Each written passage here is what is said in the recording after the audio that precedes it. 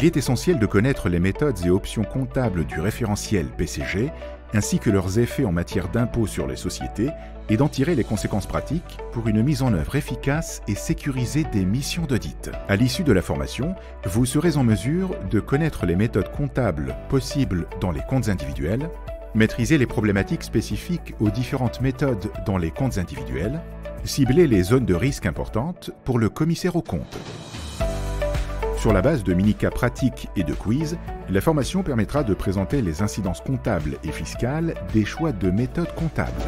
Cette formation s'articule autour des 9 séquences au cours desquelles seront traitées la mise en œuvre et les incidences en matière d'impôt sur les sociétés. Qu'est-ce qu'une méthode comptable? Qu'est-ce qu'une estimation comptable? Qu'est-ce qu'un changement comptable et quel est son traitement? Qu'est-ce que la permanence des méthodes comptables et ses conséquences?